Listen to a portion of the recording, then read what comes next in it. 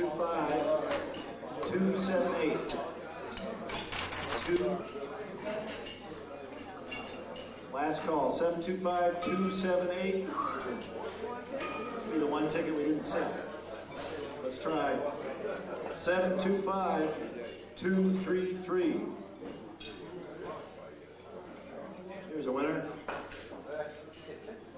That's the one I didn't buy. And we have the name draw.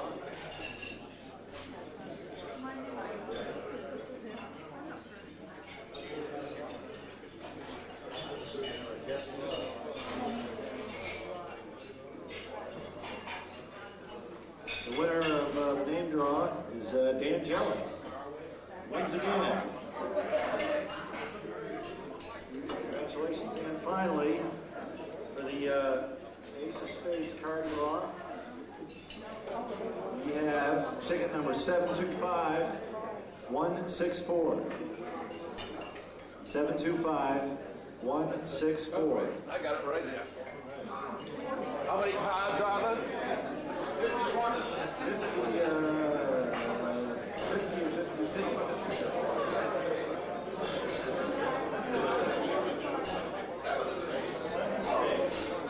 up to $30 next week.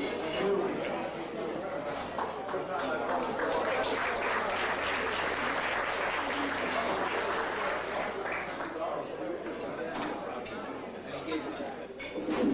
Our introduction of visiting Rotarian and guests will be conducted by Herb Barnes, Senior Active Youth Services Training and Treatment Program. Herb.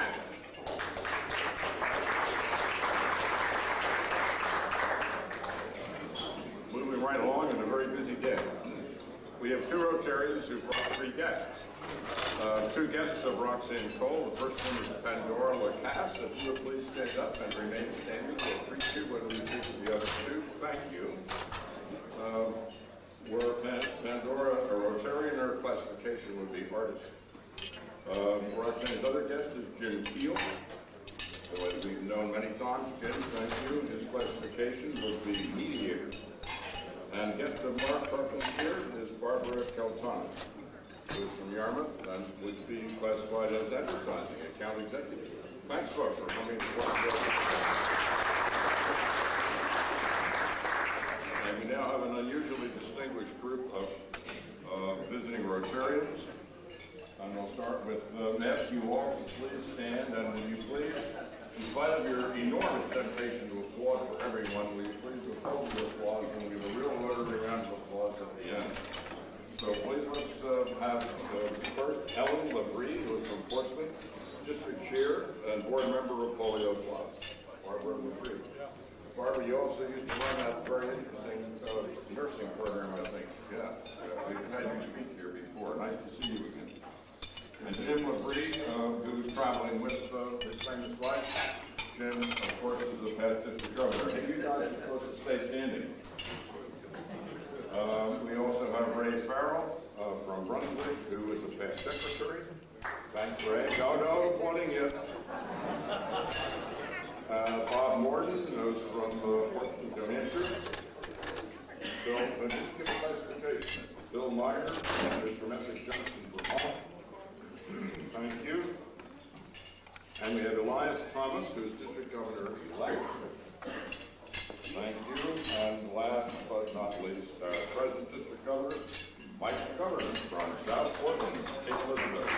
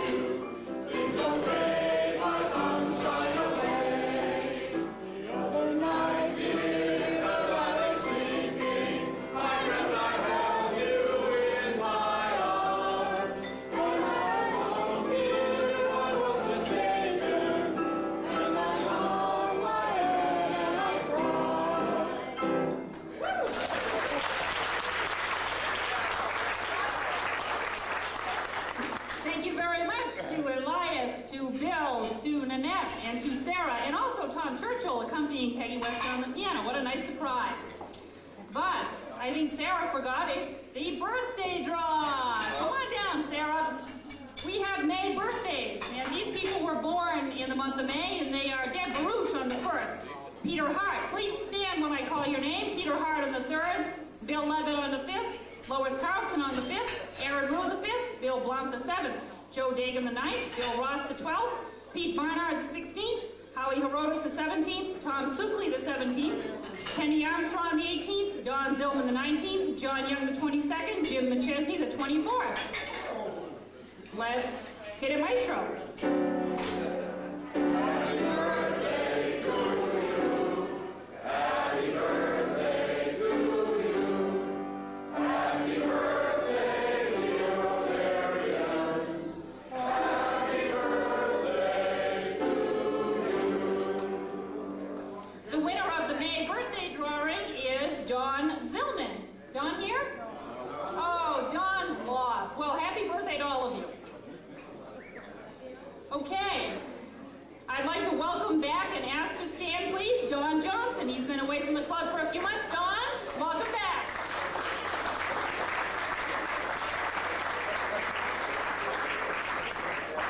And also, I would like to ask Kathy Gavin to stand and please remove her red dot. That's Kathy Gavin, Flexible Benefits Administration. She's been a member of this club for 6 months. Kathy, please stand and remove your red dot. Kathy's not here. This always happens. We'll do that again someday. This time I would like to introduce Larry Gross, who's the chair of our Community Service Committee. And Larry is going to give us an overview of Christmas in April. Larry?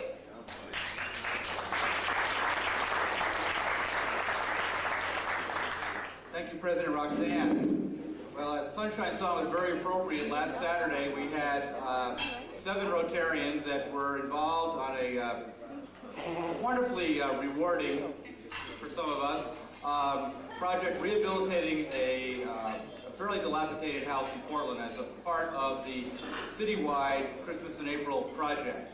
The Portland Rotary Club sponsored a house as part of that project, and we were very fortunate to have with us on Saturday Herb Carmichael, Roxanne Cole, Dan Dostey, Pam Levere, Nanette Wetmore, and Dave Snow, who all rolled up their sleeves and in the course of about 8 or 9 hours, completely ripped out all the carpets, cleaned up the floor, painted all the trim, and built a ramp into a home for an older woman in the Sagamore Village area of Portland.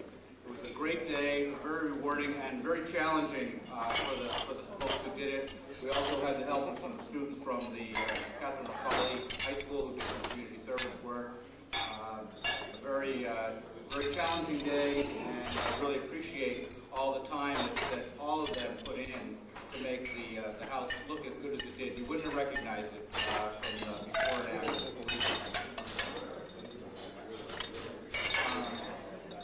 Also, on your tables, changing the subject for a second, the Community Service Committee provides a Community Service Award almost every year. And on your table is the nomination criteria for that award. What we're looking to do is to recognize, with the Paul Harris Fellowship, a unsung hero in the greater Portland community. The criteria are on the list. Very simple tests, and if you would just take a moment and fill those out, and you can leave them with Ben. We'll have a box here next week. We'd like to recognize that person later in June, and we could really appreciate your help. Club members are not eligible to receive this award, so I know you all know lots of great people out in the community who we should be recognizing. Thank you very much.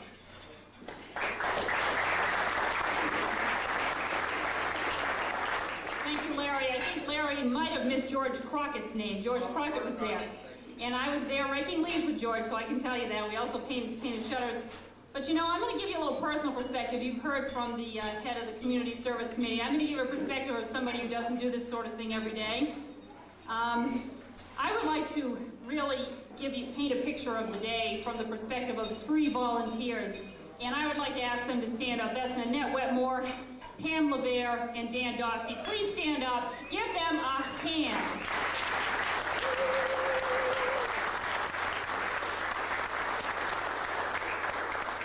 I want to tell you now why they deserve it. They went inside a house where the words that people use to describe it probably most accurately, most politely would be stench. There was absolute stench in that house. Those three people spent 8 or 9 hours inside this place. They didn't complain. They were very, very positive, and they dug into corners that, I'm telling you, you wouldn't want to be in that house for 30 seconds, let alone 8 or 9 hours. I was so impressed. I said if I could canonize them, I would. It was unbelievable what they did. And everybody on our crew said that they deserved very special recognition. I have spoken to each of them since then. I spoke to Nanette a couple of days ago, and she was still recovering from the experience. And I say that, I don't mean to be humorous, but she was still recovering from the experience. And I spoke with Dan when I met him at the door today, and he just burst out laughing when he saw me, and he said the only word I can use is, I was traumatized. These are not, I'm not being facetious, I'm not kidding. When I ran into Pam, she said, Roxanne, I was traumatized by that. They were serious. What they went through, what they saw, what they did. It made a difference to this woman. It was horribly depressing. It was difficult. They spent the day in there with 2 young ladies from Catherine McCauley High School who were there from 7:30 in the morning to 5:30 at night. They never once complained. They're doing things that many, many of us in this room would never even consider doing. So again, my hat's off to everybody.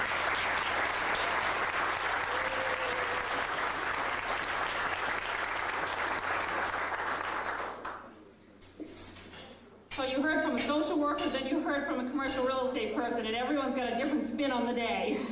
So that was Christmas in April. Okay, today is the deadline to sign up for the district conference. And what I mean by that, sign up means that you need to see Dwayne, please, and you need to give him a check today in order to sign up. And District Governor Michael McGovern is here, and it's going to be a wonderful conference. And I know he'd love to have a lot of folks sign up, but don't do it for that reason. Do it because, as he said in the District Beacon, you will really miss it if you don't do it. You're going to talk to people, and they're going to say, gee, you didn't go, and you're going to wish you had gone because there are so many really good programs. So if you do nothing more than go to our Friday luncheon, that would be a wonderful way to get a quick exposure to the conference, and it's a bargain if you consider there's no registration fee for us. We only need to sign up and pay for lunch. So please, if you are going, please pay today and see Dwayne or be in touch with Bev on Monday. Speaking of Bev, you probably noticed that Bev is not here today, and Dwayne is taking over her duties. In her absence, she wanted to be, but I will tell you that it was a pretty severe situation that called her away. Some of you may know that Bev's husband, Barry, is very ill with liver disease, and I know that many of you ask about him frequently, so Bev and I decided perhaps I should tell you a little bit about what they're going through. This liver disease, I believe, was caused by a virus. That's what the doctors believe that he apparently got as a child. He is on a list for a liver transplant, but apparently the reality is that 2/3 of the people on the liver transplant list will die while they're waiting. They have been testing family members, and Bev said, if you want to do something, you can help by spreading the word. If you know anybody that meets the criteria for a donor, it would be wonderful. And it's an interesting thing, and of course we've got a doctor here, so I'm probably going to say all of this wrong, but maybe you can help me out after if I say anything incorrectly about the facts. However, what she tells me is that apparently the liver will regenerate. If somebody is a donor, the liver will grow back. And she tells me that it's a pretty rapid process. The insurance company for her husband will pay for the donor's procedure. And apparently the criteria is you have to be large enough. The liver has to be large enough, so it has to be at least, the person has to be 5 feet 10 inches tall, blood type needs to be A+ or O+. So if you know anybody who does this kind of thing or has any interest, Bev would love to hear from you, and of course our prayers are with them as they face this very, very difficult time without a donor. At this time, I'd like to introduce Peter Goffin, Senior Active Investments, Municipal Bonds, who has an announcement. Peter?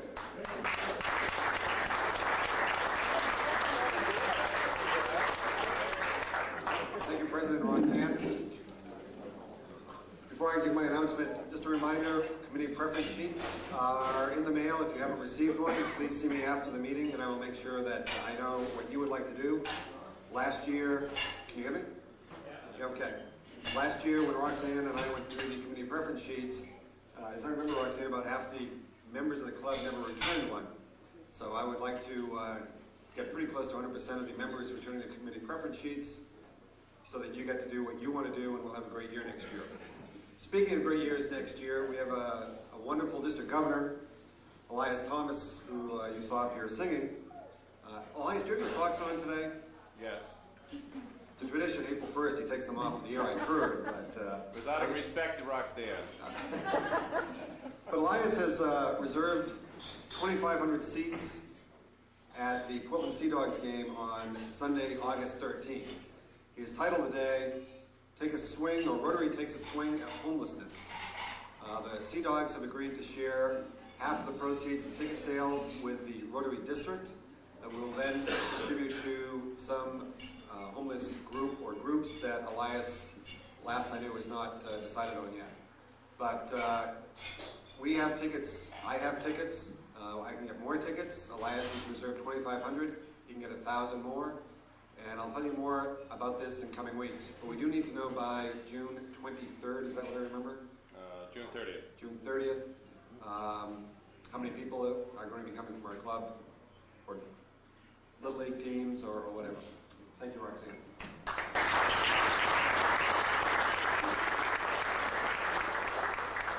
Now I'd like to move into a preamble to our program here. Today is a very special day at Portland Rotary. It's our very first Paul Harris Recognition Luncheon. We have a fine speaker and a program in store for you, but before we begin, I'd like to take a moment to talk a little bit about what a Paul Harris Fellow is. Paul Harris Fellows were started in January 1957 when the foundation launched Paul Harris Fellow recognition in memory of the founder of Rotary International, Paul Harris. A total of 12 individuals were recognized the first year. Today, the number of Paul Harris Fellows has surpassed the 600,000 mark. If you are a Paul Harris Fellow, it means that a donation of $1,000 was made in your name to the Rotary Foundation. Or perhaps you donated the money to the foundation yourself. Either way, it is very appropriate. We honor those who we love and respect by making them Paul Harris Fellows. However, it is every bit as appropriate to make the donation on your own behalf, because the donation is a statement about the person receiving it and the person giving it. It is a tangible gift to the Rotary Foundation that improves the lives of people all around the world. Programs you're probably familiar with that are funded include ambassadorial scholars, where people spread peace and goodwill through international study, group study exchange programs with similar objectives where teams of professionals travel between countries, 3H grants, health, hunger, and humanity grants that build shelters for homeless and give medical treatment, the very beginning of our Polio Plus program from that program. Matching grants that exist to provide wells for clean water and promote literacy. Those types of things are what the Rotary Foundation does with Paul Harris Fellow money. Since my husband and I have become Paul Harris Fellows, I feel differently when I hear about the media, through the media, about the misery in the world, and don't we just hear it every day? I feel less futility and more hope. I often think about something that happened early in my career as a Rotarian that illustrates the point. I was fortunate enough to randomly encounter a young doctor in Mexico. He was a Rotarian. When he found out that I was a Rotarian, he took both of my hands in his and he thanked me on behalf of his people. He had studied in eye clinics in the United States, and because of that, and because of the help from Rotary and the Foundation, he was helping poverty-stricken Mexicans see. Rotary makes a difference. Gifts to the Foundation make a difference. Each of you represents these types of victories in the battle against horrible conditions in the world. Each of you Paul Harris Fellows. Someone cared enough about what you stand for to make the gift in your name, or you made the gift yourself because it represents a part of who you are. Congratulations to all of you. This time I would like to ask the Paul Harris Fellows to please stand and be recognized for the part you play in making the world a better place. Please stand. I've asked Paul Harris Fellows to wear their medals today. They some have pins, some don't, but if you're a Paul Harris Fellow, please stand and be recognized.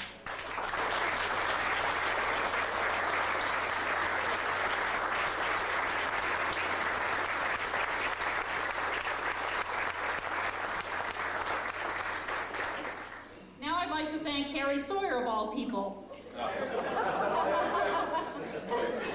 Sorry, Harry. I'm back, by the way. I know you're back. You were back last week, but you left, and I tried to say hello. Now I'd like to thank Harry Sawyer, and I'd like to ask him to stand and be recognized for his fine suggestion of this Portland Rotary's first Paul Harris Fellow Recognition Luncheon. Harry?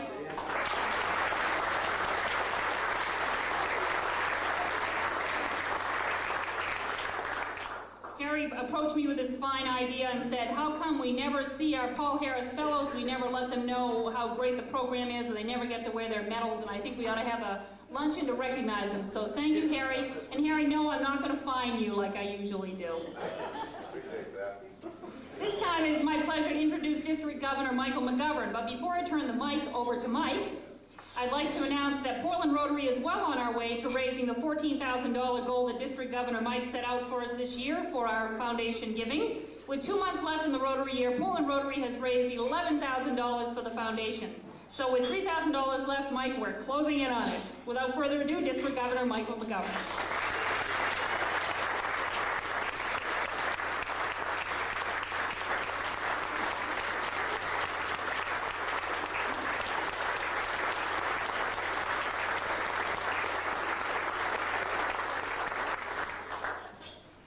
Thank you. It's always good to be back in my hometown of Portland. I want to thank the Rotary Club of Portland for your exceptional generosity. I think Roxanne did a really fine job explaining the good work of the Rotary Foundation. There are so many children across the world who benefit because of the $1,000 that was given by those or for those who just stood up being recognized as Paul Harris Fellows. The Paul Harris Fellows is a terrific recognition for what really matters are those folks who benefit by the funds that are given to the foundation. While I'm here, I also want to thank the Rotary Club of Portland for your exceptional generosity as well in helping to send over $750,000 worth of medical equipment to Romania. The Rotary Club of Portland contributed $3,500 to help pay for the shipping of that medical equipment through an outfit in New Hampshire called the International Medical Equipment Collaborative.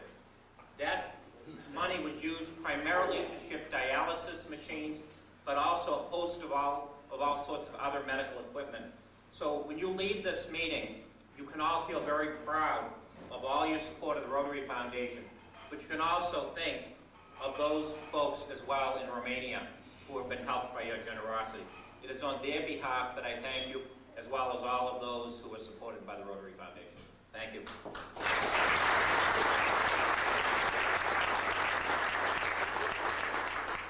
This time it is my distinct pleasure to introduce Naj Lotfi, Senior Active Certified Public Accounting Services and past President of Portland Rotary, to proceed with today's program. Naj?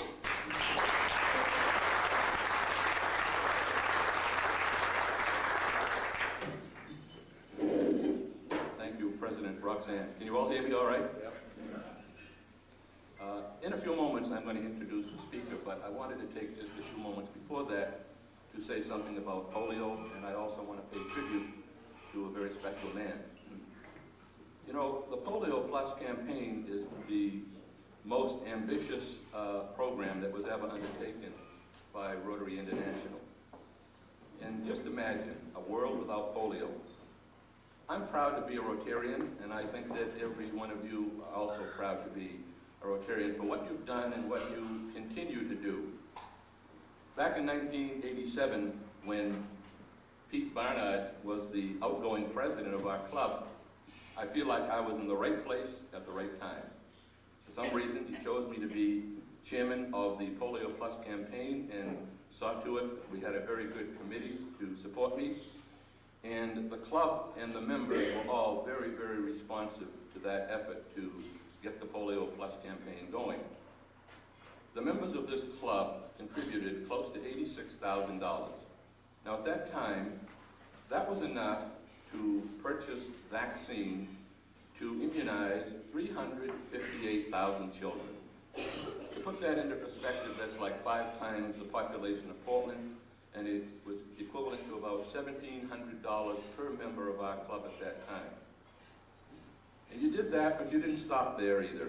During the 10 and 12 years that have followed since that time, another 125 Paul Harris Fellows have been added to our list, including all of the people that stood up here today. I think that's very impressive.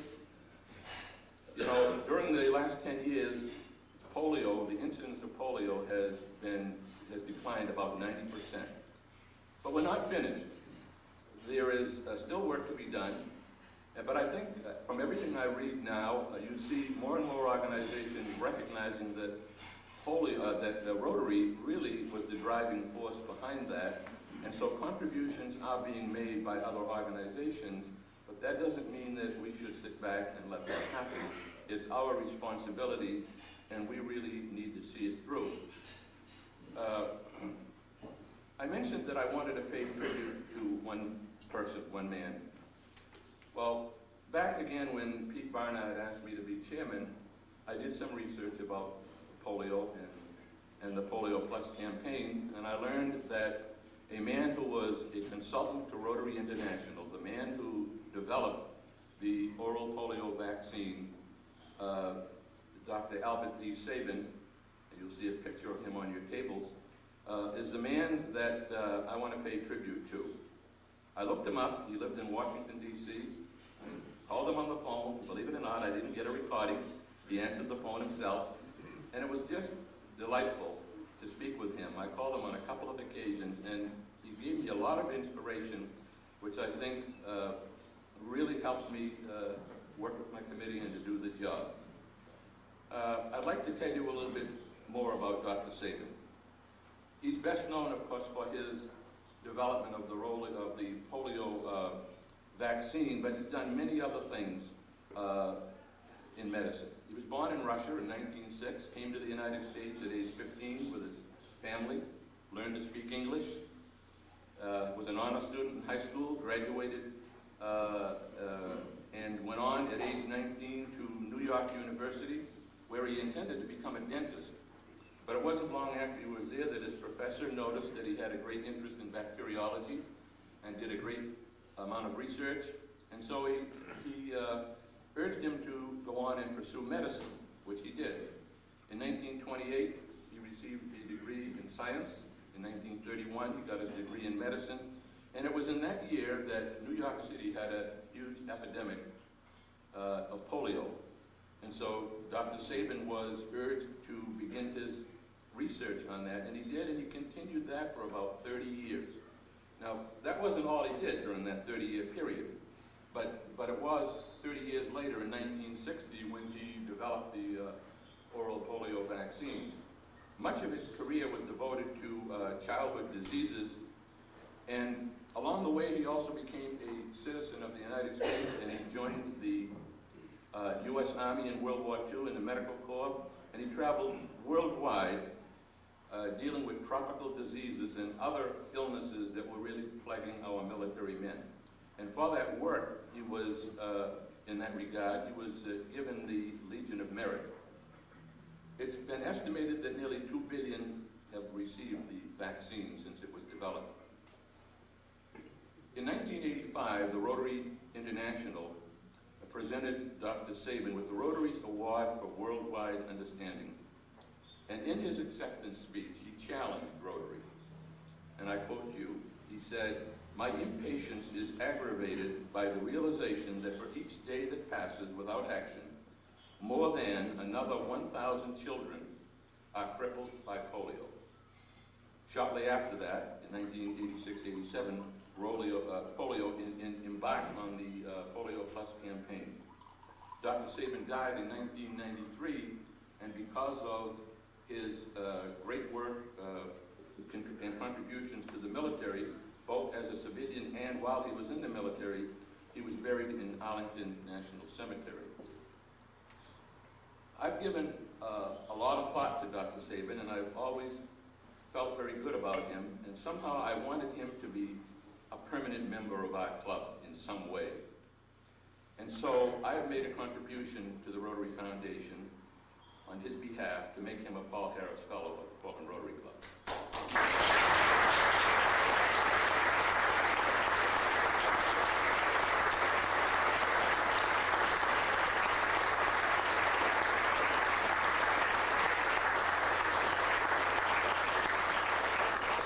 I wanted his name to be associated with us, and now will be in our roster forever. My first thought was to ask his wife to be with us so that I could present it to her, and I've spoken with her on the phone within the last couple of months. But she's an elderly lady, she lives in Washington, and the travel would have been difficult, and the timing wasn't just right, and so I've done it with her by letter and by telephone, and she was nice enough to send me a letter about 2 weeks ago, which I'd like to share with you. Dear Mr. Lockley, I am sure my late husband would be very pleased to learn about your memorial contribution to the Rotary Foundation, honoring him. One of the programs sustained by that foundation is the Global Eradication of Polio, Albert Sabin's lifelong dream. The timing planned for the Portland Rotary Club, recognizing him as a Paul Harris Fellow, is indeed very appropriate. This year, the University of Cincinnati is celebrating the 40th anniversary of the successful development of his live oral polio vaccine. As I wrote you, the polio program is forever linked to the oral polio, and I take this opportunity to ask you to convey to your fellow Rotarians for their personal involvement and strong support of this program my thanks. Their participation will make the world a better place. Thank you. Sincerely, Eloise Sabin. Dr. Sabin was a great man. Today it's my privilege to introduce to you another great man, Dr. Robert E. McAfee. He's a surgeon. He practiced here in the Portland area as a surgeon for over 35 years. He was attending surgeon at the Maine Medical Center and chief of vascular surgery at Mercy Hospital. He has a degree from Tufts University School of Medicine, 1960. He holds an honorary degree from Bates College, his alma mater. He has served in many, many positions with the American Medical Association.